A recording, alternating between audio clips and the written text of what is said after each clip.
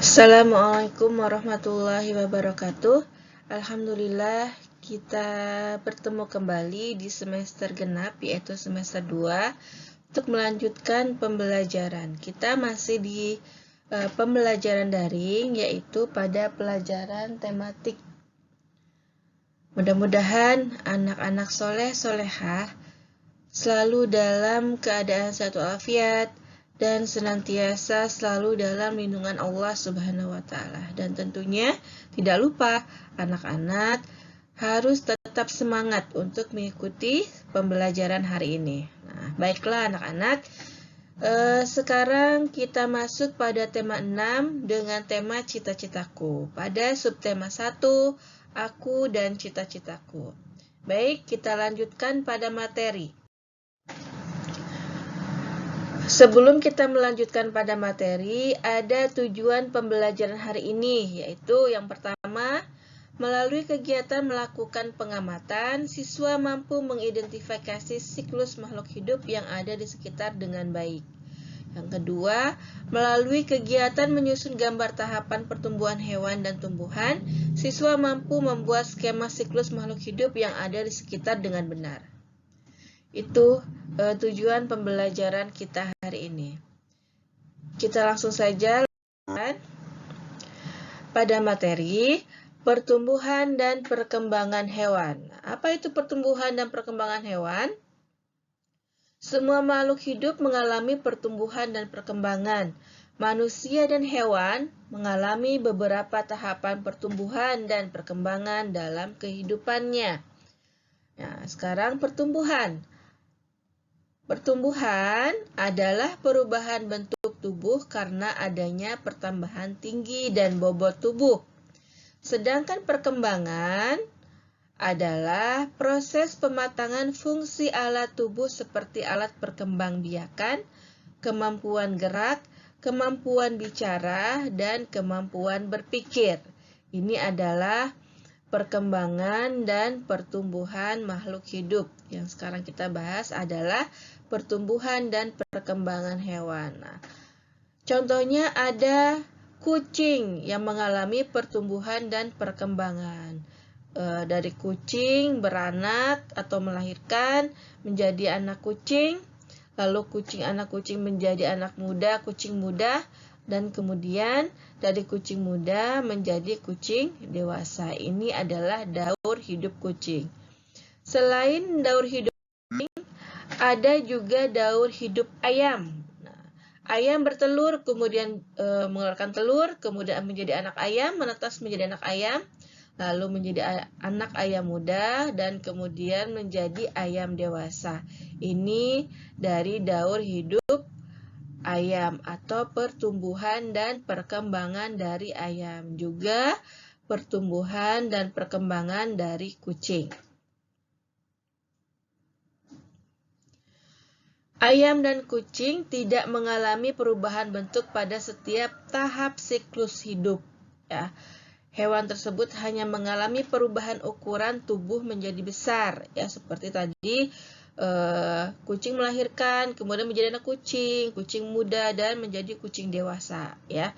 Lalu kemudian ayam dan kucing tidak mengalami metamorfosis dalam hidupnya.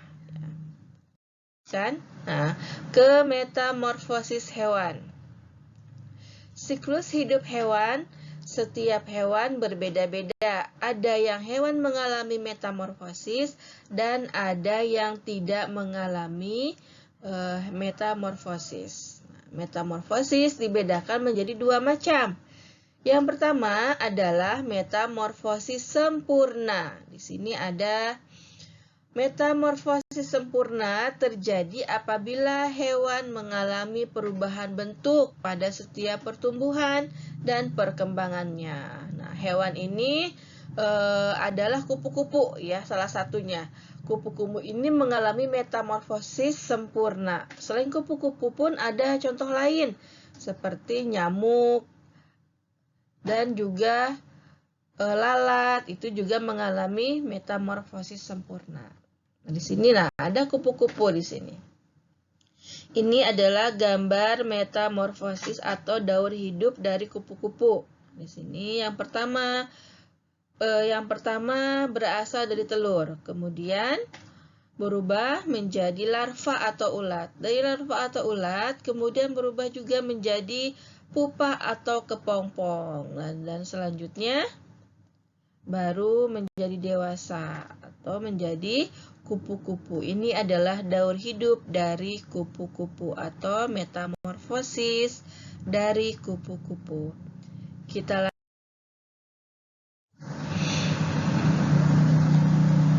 Yang kedua, metamorfosis tidak sempurna. Yaitu metamorfosis tidak sempurna terjadi apabila hewan mengalami perubahan bentuk hanya pada tahap pertumbuhan dan perkembangannya.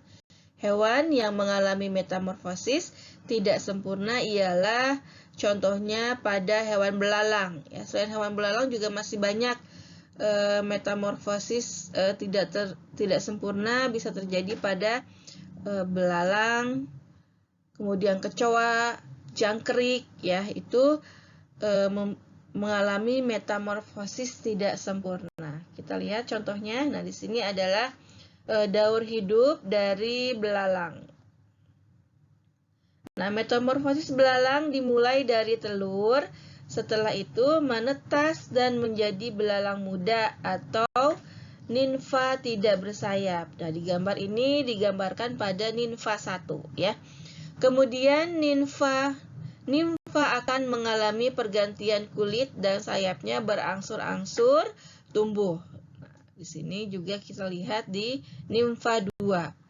Selanjutnya, nimfa menjadi belalang dewasa dan memiliki sayap. Nah, di sini ke nimfa 3 baru menjadi belalang dewasa. Ini adalah daur hidup dari belalang. Baik, kita lanjutkan ke materi selanjutnya, yaitu membandingkan metamorfosis sempurna dan tidak sempurna.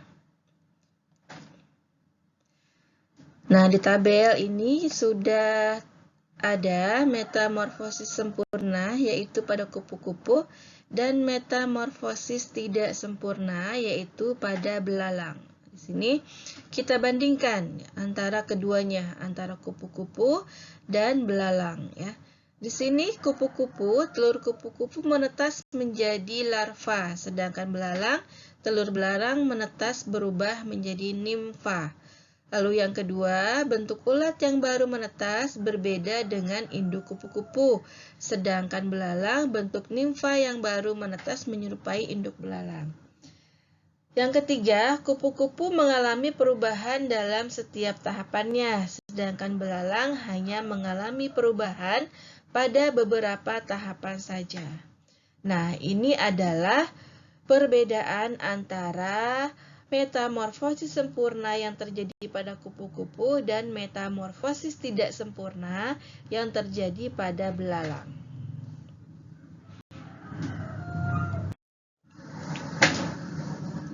Alhamdulillah, materi hari ini sudah selesai. Ibu cukupkan sampai di sini untuk hari ini. Mudah-mudahan dapat dipahami dan anak-anak sekalian dapat belajar dengan semangat hari ini. Dan jangan lupa selalu mencuci tangan dan memakai masker jika bepergian dan menjaga jarak. Selamat belajar dan tetap semangat. Barakallahu fikum. Assalamualaikum warahmatullahi wabarakatuh.